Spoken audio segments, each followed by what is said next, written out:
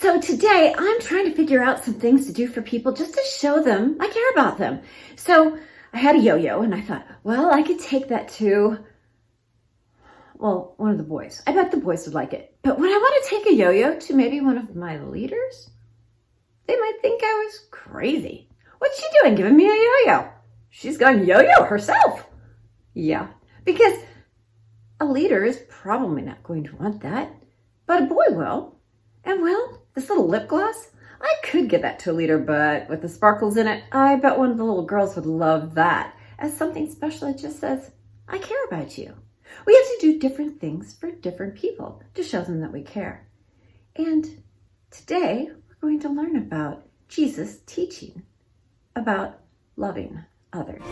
Now, for an amazing story. Inspired by the book of Matthew, chapter 5, verse 41. Jesus was rocking the world. Everywhere he traveled, he told about the good news of God's kingdom. He called people to turn away from the wrong things they had done, and he healed sick people. Great crowds began to follow Jesus. So one day, he went up on a mountainside and sat down to share with them how God wants us to live. Blessed are those who are humble. They will be given the earth. God created us.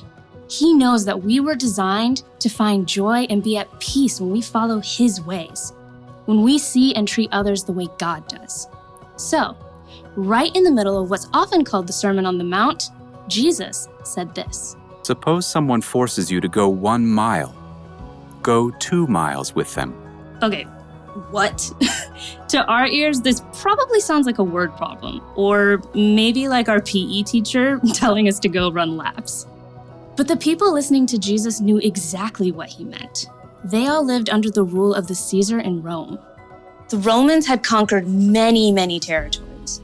Judea had become a little backwater province of the Roman Empire. And Roman soldiers were sent to keep order. Jesus and all the people he taught lived under Roman rule. And they had to obey the law of Rome, including this one. I decree that any Roman soldier may force a Jew to carry his pack for precisely 1 mile. If you're thinking, what's the big deal? Think again. Being a Roman soldier was not for wimps.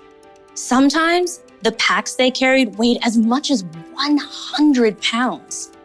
It took real grit and stamina to march for miles carrying that much gear. So it wasn't unusual for a soldier to call on some random person along the road to haul their pack for 1 mile, or about 1,000 steps. And if that person says no, well, it was considered an act of rebellion against the empire. Now, imagine you're an everyday, ordinary, average Joe, or Joseph. You're hiking along the road, maybe you're on your way to Jerusalem, when you look up, and in the distance, you see a Roman soldier heading your way. I don't know about you, but I think I'd turn right around and head back the other way. Or get off the road and head into a grove of olive trees.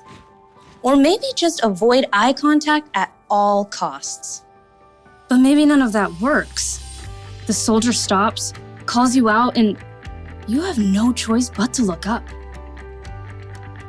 The soldier orders you to take his heavy pack and haul it along for a whole mile. You can't fight the empire. So, you pick up the pack. And it's forward march. You're probably counting your steps the whole way. 58, 59, just waiting until you can drop that pack. 681, 682, holding out until you can get away from this soldier that sees you as scum. 998, 999, 1,000. That's it. You're free. Roman law says that soldier can't make you go more than 1 mile. So you can toss that pack like it's hot and run on home. Except, Jesus says something else. Suppose someone forces you to go 1 mile. Go 2 miles with them. You had to carry that pack the first mile. You didn't have a choice. But now, You get to choose. And if you choose to take that pack another mile, it says a lot. It says, I matter. I'm valuable just like you, and I can make my own choices. But it also says you matter. This is a really heavy load you have to carry. And I'm gonna help you not because I have to, but because I choose to. Go the extra mile doesn't just mean go big or go home. Going the extra mile means that you make a choice to help someone, to be kind. You choose an action that says, I'm doing this for you because I want to, not because I have to. And I'm doing this because you are made in the image of God. And that makes you valuable to Him and to me. So, you may not live in an empire, but you can still go the extra mile. I love that Bible verse in Mark. Let's see, it was 5:41. If someone asks you to go 1 mile, then you go 2. You know, that's where that phrase comes from. Have you ever heard them say, let's go the extra mile? Well, that's what it means. Don't just do what's easy. Push on and go a little farther. So when you're doing something for those people you care about, don't just bring their garbage can up once. Do it every week for a while. Maybe for the rest of the time you live there. Go the extra mile. Don't just love them a little. Love them a lot. We can all do that because, well, that's what Jesus asked us to do. Have a great week.